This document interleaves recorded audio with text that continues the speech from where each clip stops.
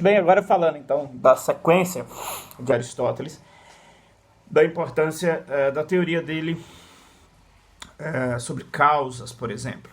A ideia de que o momento presente é fruto de uma coisa que estava anterior a esse momento presente. Um princípio que se atualiza, né, e que dentro dessa atualização ainda tem a potencialidade de para o futuro. Mas que, de certa maneira, esses três momentos, quer dizer, passado, presente e futuro, está conectado a uma ideia de princípio. Esse princípio determina o fim da coisa. Então, uma cadeira, ela já tem, antes de ser uma cadeira, o princípio, a sua função, e ela, enquanto cadeira, tem que cumprir este fim. Quando a gente aplica isso à educação, o que nós passamos a ver? E isso tem ligação com Aristóteles. Nós temos um contato presente com a criança que não é a criança em si, mas, no geral, nós temos uma ideia de adulto para a criança. Em setores da educação, os pais que cuidam da educação dos filhos, o desafio é exatamente como que ele pode administrar esse processo. Porque é natural que nós queiramos, por exemplo, o bem para os nossos filhos. A questão é como que a gente faz esse processo acontecer. Porque podemos correr o risco de, querendo o bem da criança, nós não considerarmos a criança. Porque a gente parte de um princípio, como Aristóteles, e encontramos com a criança e não vemos a criança. Nós acabamos vendo esse princípio, ao qual nós submetemos a criança para que ela chegue a esse princípio. Então, em outras teorias educacionais, em outro momento, nós vamos perceber que é possível fazer uma outra coisa. Este processo, portanto, no geral, soa e tem soado historicamente muito ruim para a criança, porque a gente não enxerga a criança como protagonista do processo dela. Nós pegamos uma ideia e aplicamos, e a criança tem que se subordinar a essa ideia. Eu, enquanto adulto, enquanto pedagogo, acabo obrigando a criança a se submeter àquele princípio. Veja bem, este é um modelo educacional que marcou a ideia de escolástica e que marca a ideia da origem da educação universitária e da educação como um todo no Brasil. É claro que nós estamos transpondo aqui 2.400, 2.500 anos de história. No meio do caminho ainda teve outras coisas ainda. Quando a gente pensa em educação contemporânea, que é a educação para todos, esse processo de educação para todos ele vai surgir no último módulo, nós vamos falar dele, que é a Revolução Francesa, que é a ideia de Estado moderno, que é a ideia de iluminismo, etc. Nesse primeiro momento aqui, o que nos interessa é que este modelo da teoria de Aristóteles, para tentar explicar como é que é a realidade, como é que é o movimento das coisas, é a ideia de partir de que há um princípio, e esse princípio ele cumpre um fim. Ele nasce, digamos assim, para ser algo. E então pegamos aí e imaginamos que o ser humano ele tem um propósito, ele tem um fim. Nós vamos entender rapidamente que isso parece ser coisa cristã. Sim, o cristianismo depois absorveu esse processo de Aristóteles e passa para a ideia de que Deus tem um propósito para a sua vida. Isso, Aristóteles, curiosamente, que 400, 500 anos antes de Cristo, já tinha essa teoria de que nós temos um propósito. Tudo que existe, ele existe já para cumprir um propósito. Veja bem, esta ideia, então, que é muito contemporânea, de que não, nós construímos o nosso propósito, isso levou 2.000 e tantos anos para chegar a existir enquanto filosofia e enquanto proposta pedagógica. Mas vamos ver isso exatamente lá no último módulo, como que isso surge. Nesse primeiro momento, para Aristóteles, o que nos interessa é isso. A teoria de Aristóteles, que neste contexto deste curso aqui de Filosofia da Educação, que nos interessa é entender que quando nós, então, concebemos que a realidade ela funciona já segundo um propósito,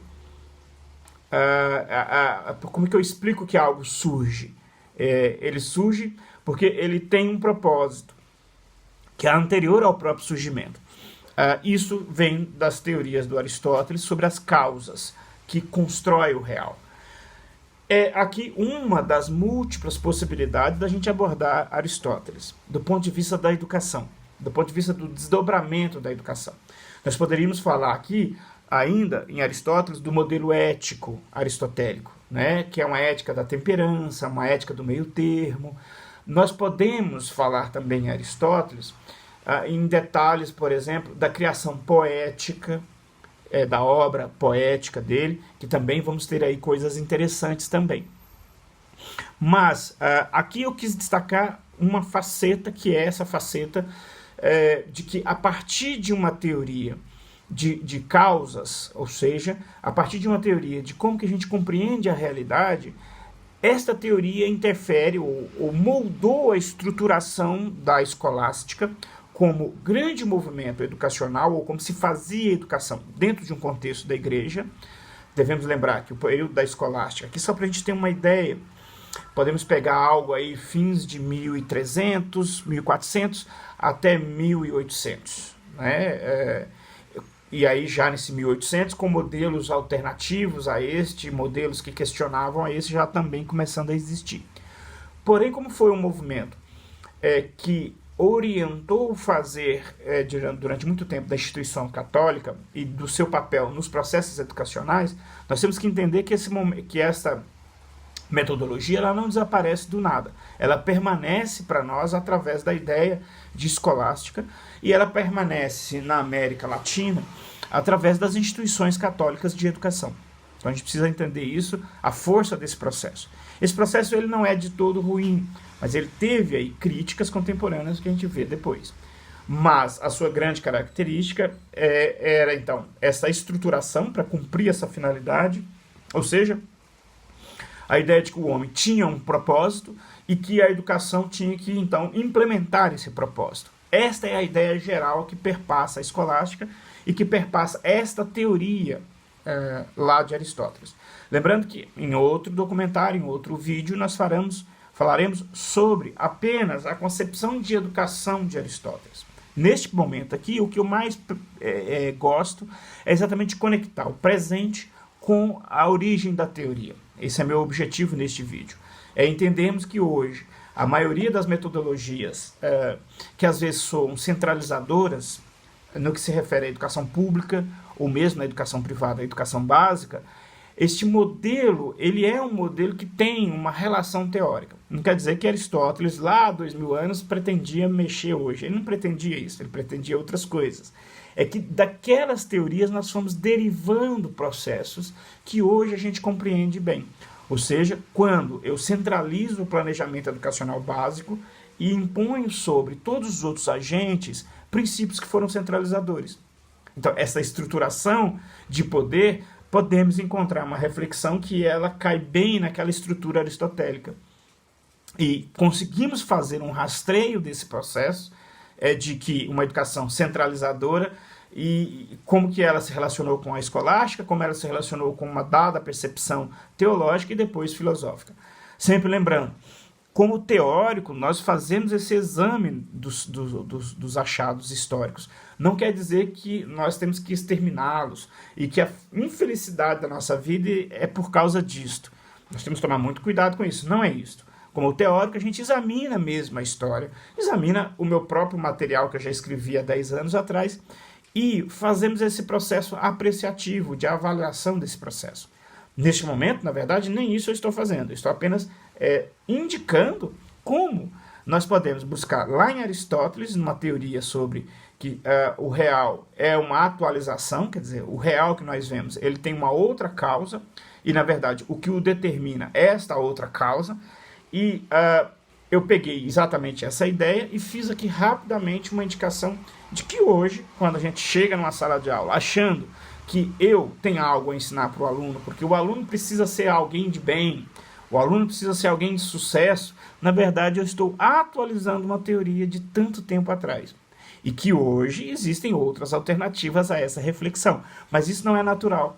Isso chegou até nós através de instituições específicas, chegou através de nós, chega para nós através de materiais escritos específicos, leis específicas, porque quando nós vamos ver a estruturação do ensino universitário brasileiro, como ele funciona até hoje, quando a gente faz essa perspectiva, nós vamos ver que no início, quem determinou esses processos foram exatamente essas instituições. Porque essas instituições eram malévolas? Não, porque essas instituições acreditavam nesses processos. Então essas instituições acertaram na medida em que foram elas protagonistas do processo educacional brasileiro. E é claro que nós podemos e devemos refletir sobre esses processos e, em dado momento, propor outros processos. E isso explica as correntes pedagógicas contemporâneas. Mas a maioria delas tem como referência figuras como Aristóteles, a escolástica e especificamente essa teoria de causas e efeitos em Aristóteles. Muito obrigado, até o próximo vídeo.